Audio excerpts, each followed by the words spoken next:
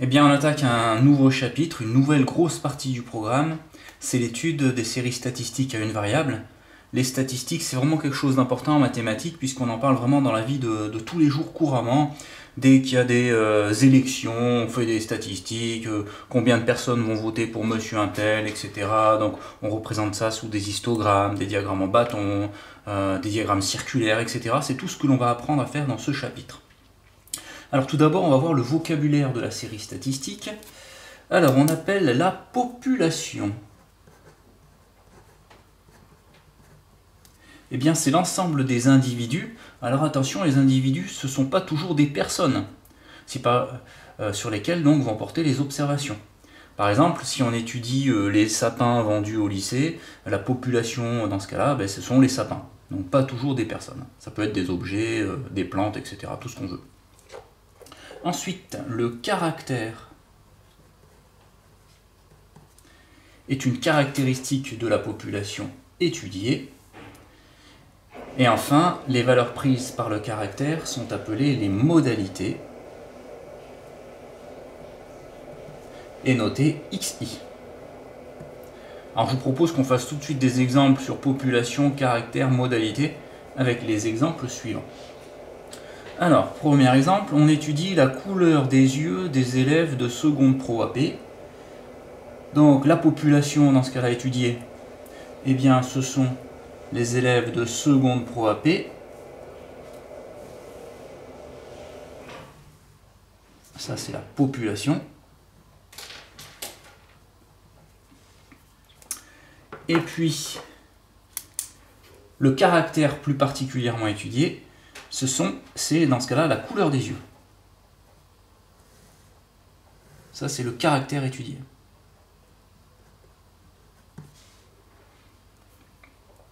Ensuite, on va prendre, je vais garder les mêmes codes couleurs.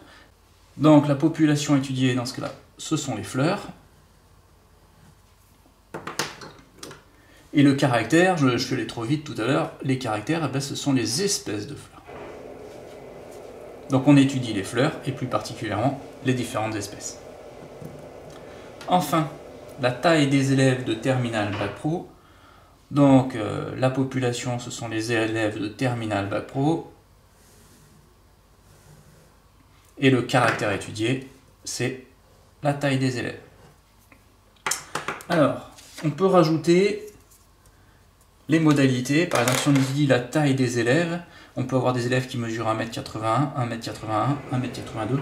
Donc ça, c'est ce qu'on appelle les modalités. Avec XI, ça, la première valeur, on pourrait la noter X1, la deuxième valeur X2, la troisième valeur X3. C'est pour ça qu'on note généralement XI, I étant un nombre compris en fonction du nombre de modalités différentes. Hop. Ensuite,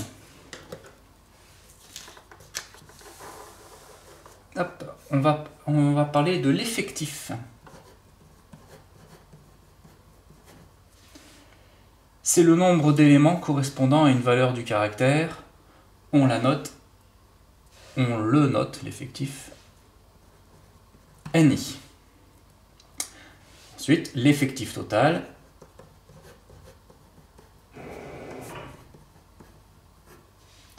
C'est la somme des effectifs de chaque valeur du caractère. On le note, grand N pour l'effectif total. Donc si on veut calculer l'effectif total, c'est très simple. On va additionner l'ensemble des effectifs, dont l'effectif numéro 1, plus l'effectif numéro 2, plus l'effectif numéro 3, plus etc. Plus l'effectif numéro P. P, c'est le dernier effectif, je mets une lettre, parce qu'on ne sait pas, ça dépend des exercices, du nombre pour le dernier effectif. Alors, prenons tout de suite un exemple, ça sera plus simple. Alors, on étudie la couleur des yeux de la classe, des élèves donc de la classe de seconde pro AP. Alors, la couleur des yeux, ça correspond, la couleur des yeux, ça correspond au caractère.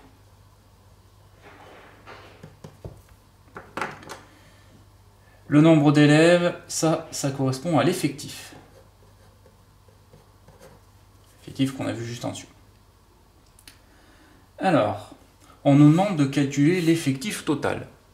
Pour calculer l'effectif total, c'est très simple, on va additionner l'ensemble des effectifs, donc grand N, c'est égal à 23 plus 4 plus 1, 23 plus 4 plus 1, ça fait 28. Ça veut dire qu'on a 28 élèves dans cette classe. Ensuite, on peut nous demander de calculer la fréquence.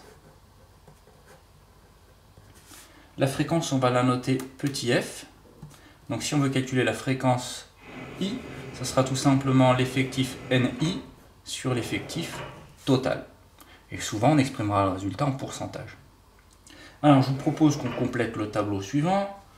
Je vais vous demander de me calculer ici les fréquences, et puis les fréquences exprimées en pourcentage. Alors, pour calculer la fréquence, on applique tout simplement cette formule. Donc si on fait ensemble la première fréquence pour les élèves qui ont les yeux marrons, on fera tout simplement 23 divisé, donc j'applique cette formule, hein. NI c'est le nombre ici qu'on nous donne, 23, divisé par l'effectif total 28, ce qui nous donne à peu près 0,82.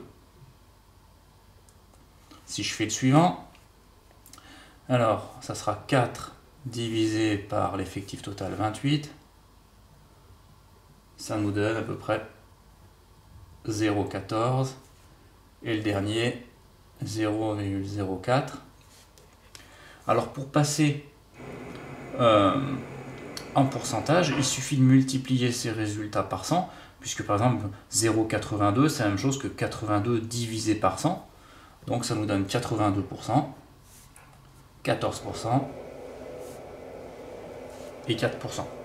Parfois quand on calcule les fréquences comme ça, on n'obtient pas forcément 100%, tout simplement parce que vous voyez qu'on a plusieurs fois des nombres arrondis, donc en fonction de l'arrondi, parfois on peut avoir 99,9 ou 100,1, donc il faut s'arranger pour obtenir quand même, pour avoir 100%. On verra ça en exercice. Ensuite, on va parler des variables qualitatives. On parle de variables qualitatives quand le caractère est une qualité, c'est-à-dire une propriété non mesurable. Ça ne pourra pas se mesurer. La variable de la série statistique est dite qualitative. On parle alors de caractère qualitatif. Exemple. Si on étudie la couleur des élèves, la couleur des yeux des élèves, eh bien on voit que ce caractère il est non mesurable. La couleur, ça ne se mesure pas. Contrairement par exemple à la taille des élèves qui pourrait être mesurable.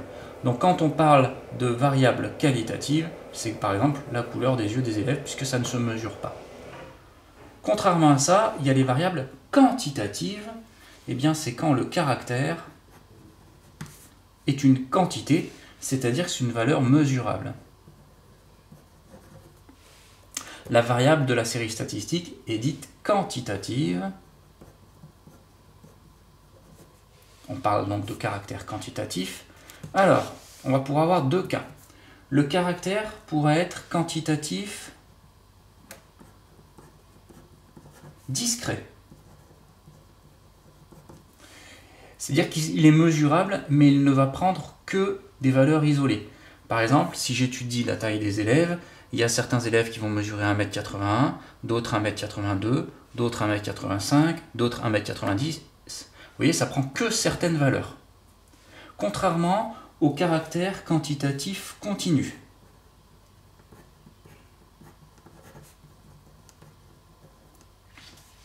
Dans ce cas-là, le caractère, il va prendre toutes les valeurs dans un intervalle donné. Un intervalle, ça s'appelle une classe. Donc si je reprends l'exemple de la taille des élèves, ici ça prenait que certaines valeurs, par exemple 1,81 m, 1,85 m ou 1,92 m. Dans ce cas-là, on va étudier la taille des élèves compris entre 1,70 m et 1,80 m. Ou bien on étudiera la taille des élèves compris entre 1,81 m et puis 1,92 m. Vous voyez? On va étudier la taille des élèves dans un intervalle donné, et cet intervalle, ça s'appelle une classe. Ensuite, on va parler de paramètres de position. Alors les paramètres de position, ça sera valable uniquement pour les séries à variables quantitatives. Donc c'est quand on peut mesurer. Donc tout d'abord, on va étudier le mode ou la classe modale. Donc le mode, c'est la valeur du caractère ayant le plus grand effectif. On le note grand M, le mode. Dans le cas d'une répartition par classe, c'est-à-dire par intervalle, on parle alors de classe modale.